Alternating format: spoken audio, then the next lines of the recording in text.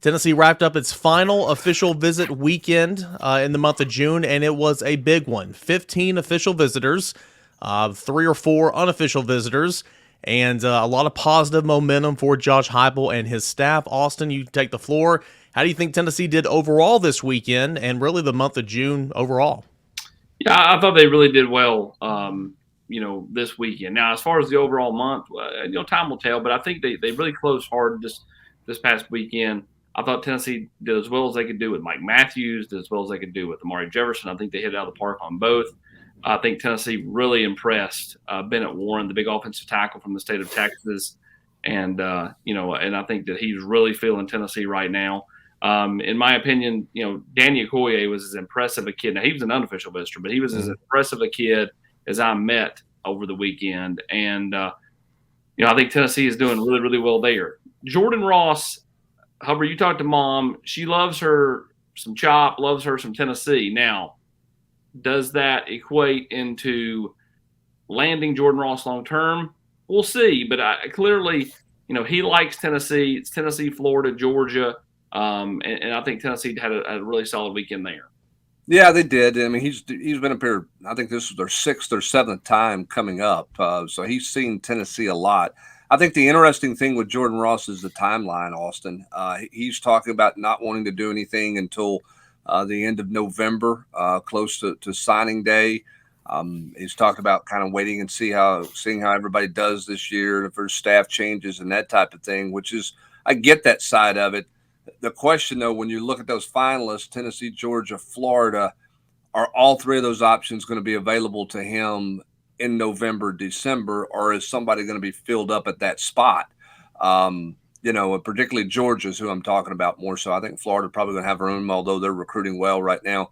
I think that's an interesting decision if he's really going to wait that long, or does he get into the dead period in July and say, hey, I know where I want to go, and I'm ready to get this thing over with. I mean, he's taken a lot of trips to a lot of places.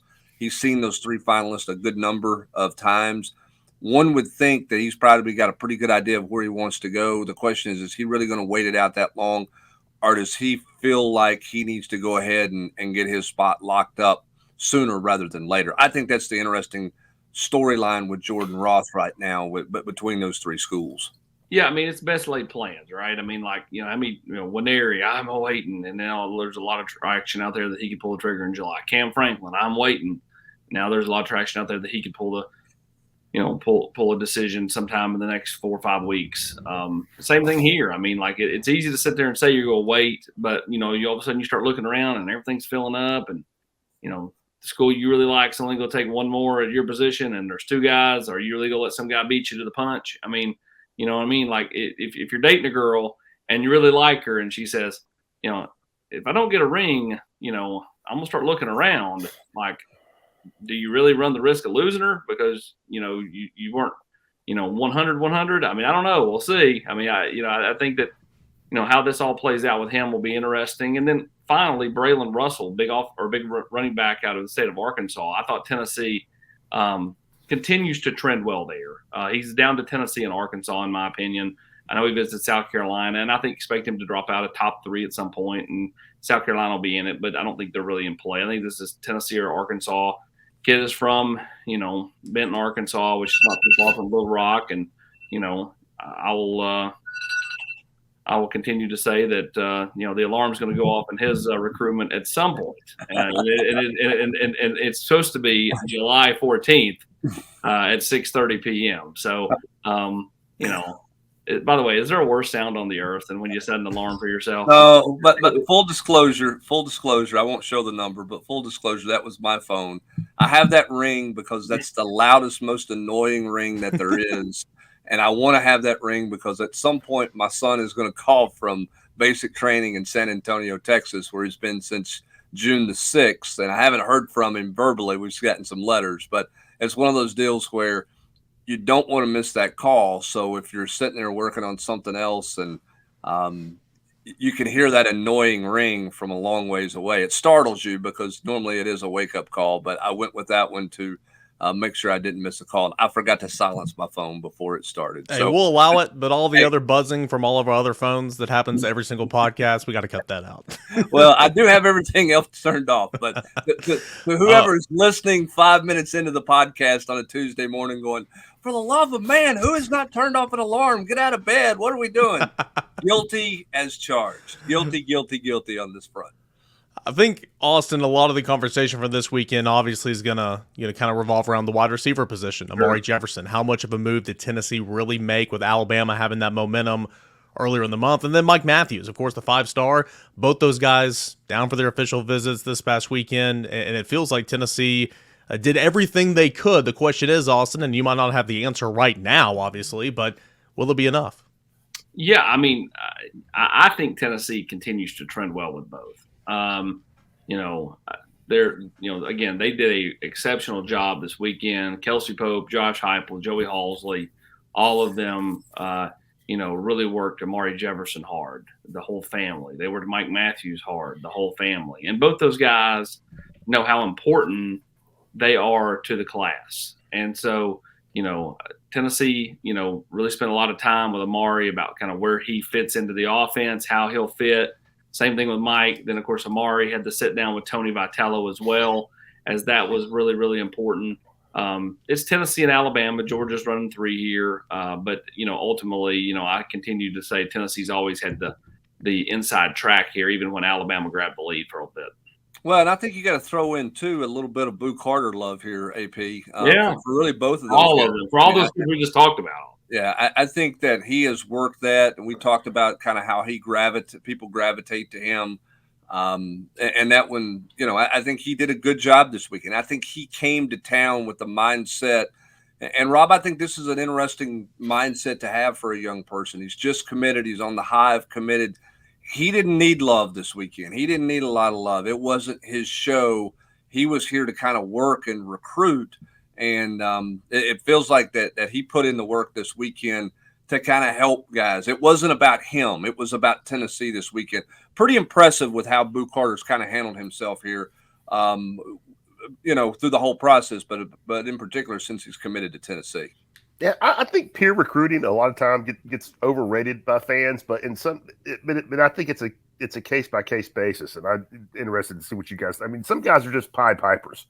And some guy. That's the exact phrase that people on campus have used for Boo Carter. Yeah, I mean, and a lot of kids say, I'm trying to get somebody else to jump in the boat, somebody else to jump in the boat, but just everybody doesn't have that that personality where they can be around a group of guys that maybe they've met once or twice and aren't exactly complete strangers, but to make it a fun hang and to, for guys to want to be around him. And Boo seems to have that kind of personality. Sometimes you run across it. And sometimes, like I said, I think peer recruiting is way overrated, but not always. And I think Tennessee's whole recruiting process a little bit is interesting to me, Austin. And I want your opinion on this, because we've seen what Florida's done this year, right? I mean, Florida had that big weekend. Yep. A lot of buzz, a lot of, squeeze or whatever you want to call it. There were a lot of guys who really felt that to get in the boat. Tennessee's going to come through the month of June, and they got Boo Carter, but it wasn't coming off an official visit high. They had 2 big weekends this past weekend. They have not generated any commitment buzz at this point, yet it feels like they've had a good weekend.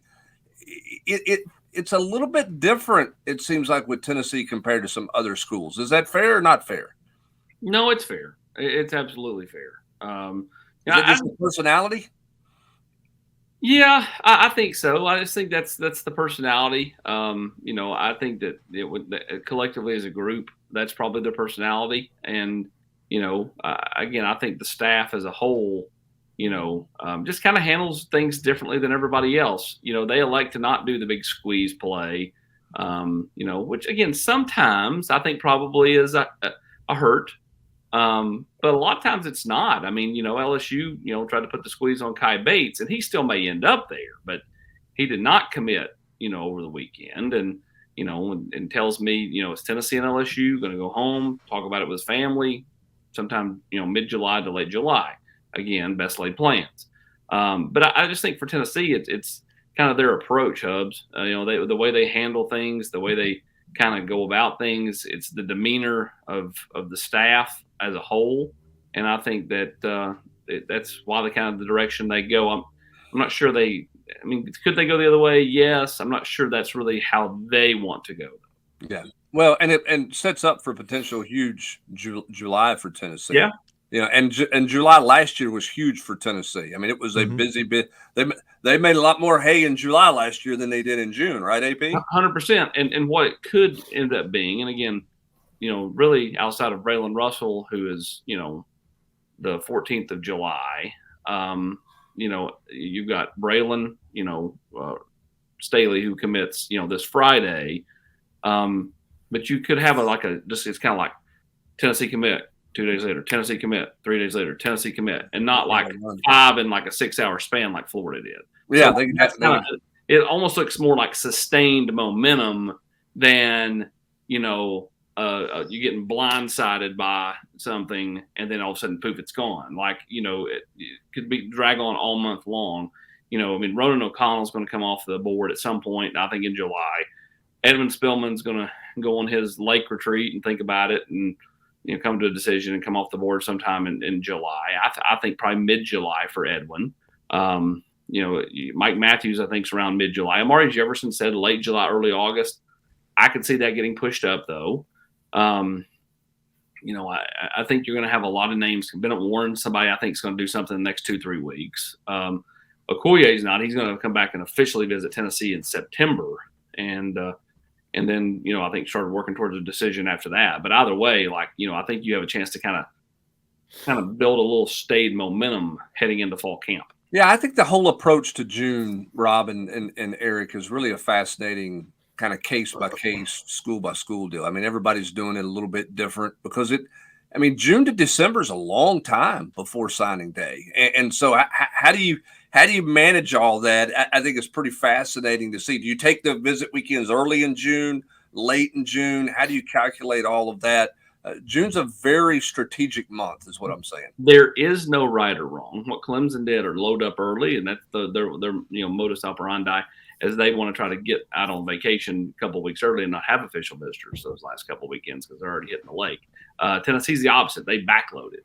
And, I will say this. If Tennessee lands who they potentially could land in the month of July, a year from now, I'm shutting everyone down on the general's quarters when they go into DEF CON because one kid didn't come here in early June. Because I think that what you just said last year played out. If it plays out again, that's 2 years in a row. And you just have to kind of know that that's kind of their playbook, right?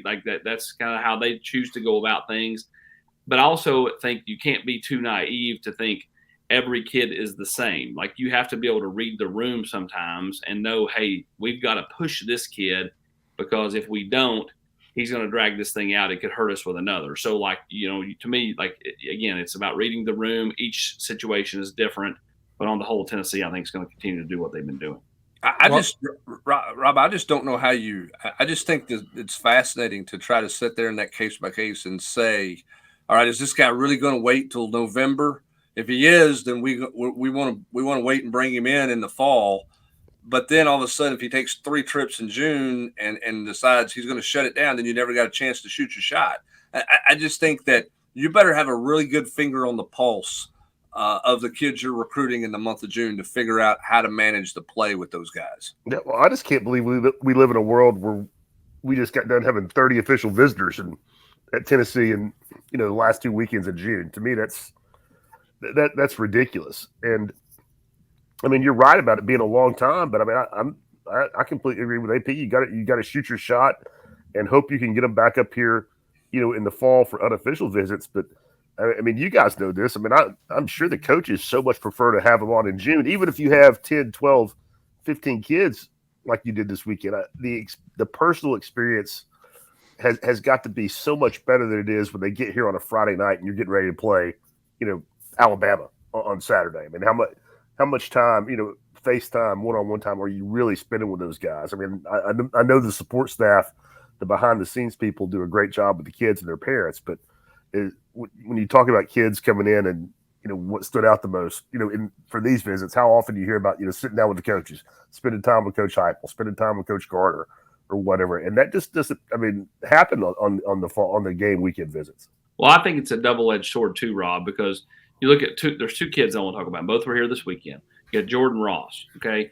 If Jordan Ross is true to what, he told Hubs, yesterday, which is, I don't want to do anything till November, December, then bringing him in June is hard to kind of keep momentum, going into the fall. That means you're dependent on him coming back on his own dime in the fall to kind of re-engage the momentum.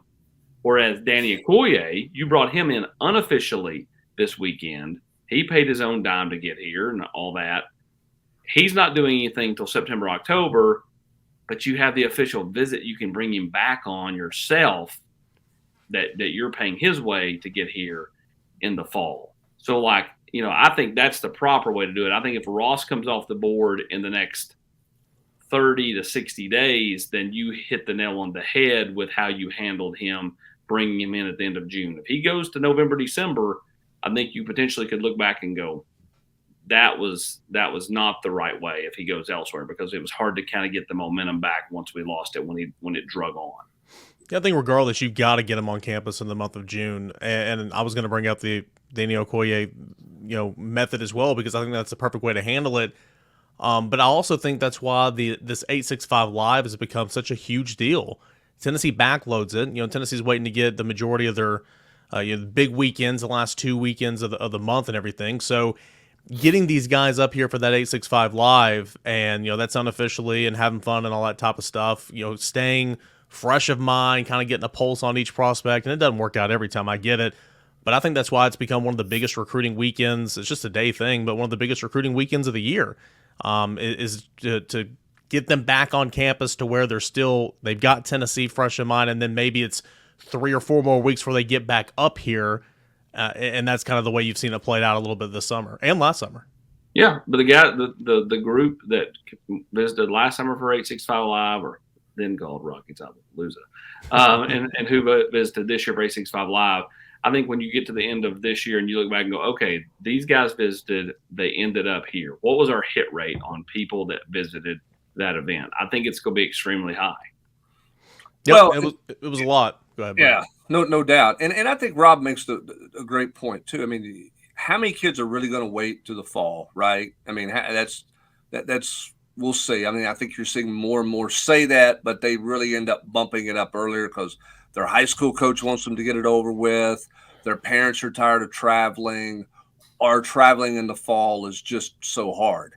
I think for this staff's personality and the way that they recruit, I think the out-of-season visits are a must because there's so much about the personal touch. You're not going to the lake and hanging out and showing personality, in season, as Rob mentions. It's a little more robotic and programmed, whereas this has got a lot more relaxation to it, which I think fits this coaching staff's vibe better than – I know the stadium and the game day atmosphere is great, but it is hard to do an official visit during the fall.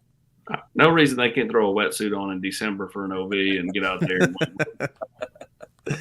All right, so we got plenty of cover. I mean, AP, anything else from this weekend? I know that these last 2 weekends, really the month of June, plants the seed for what you hope is going to be a fruitful July. Anything else from these last 2 weekends and regarding Tennessee and some of these prospects? No, just be interested to kind of see how it all plays out. Does Tylen Singleton make it in here at the end of July? If he doesn't commit between now and then and he comes back, I think Tennessee's got a pretty good shot. I know LSU feels really confident there, but there have been kids from that particular school that have went elsewhere, that have left the state of Louisiana. So Tylen did not make it in, back for 865 Live, had a family deal, and it's a real family deal. Same thing this past weekend. But I do think that there's a little bit of worry. He didn't. Does he get pressured into pulling the trigger before he could potentially make it up here unofficially at the end of July?